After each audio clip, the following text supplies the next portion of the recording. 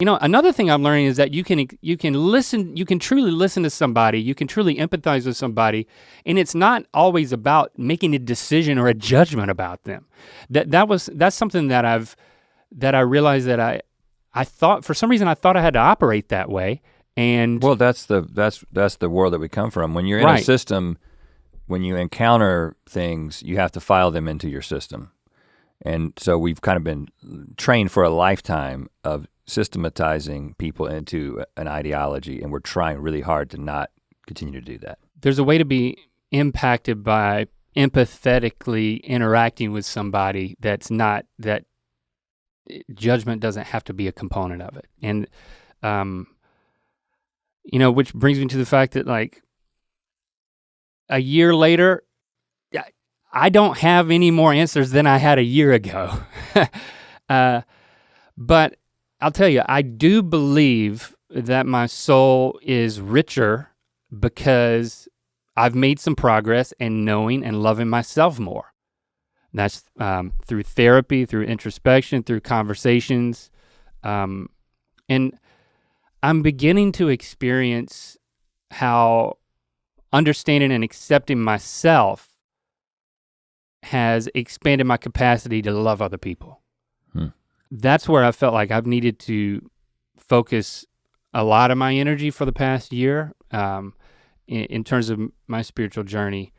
And, you know, I feel like for Christy and I as a couple, just to kind of talk about the two of us for a little bit,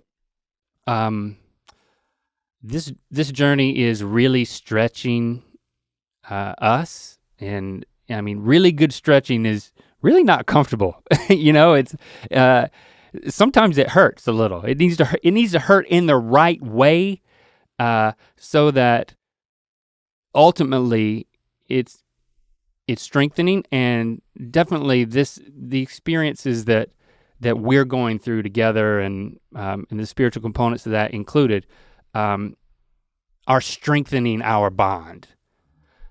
So we're good on that front too.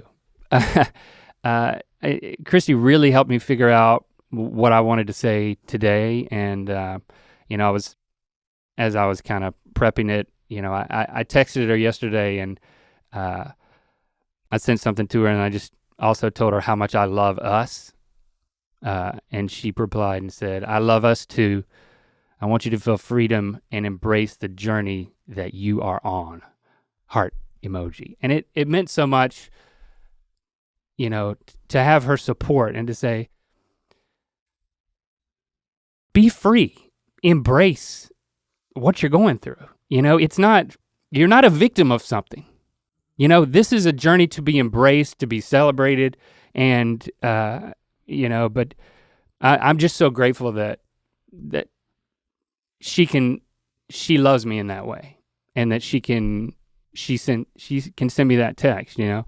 I don't think I'd be able to share these things publicly right now without her support. I know I wouldn't.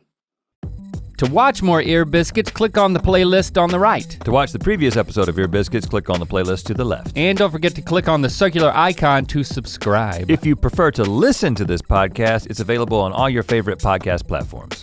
Thanks for being your mythical best.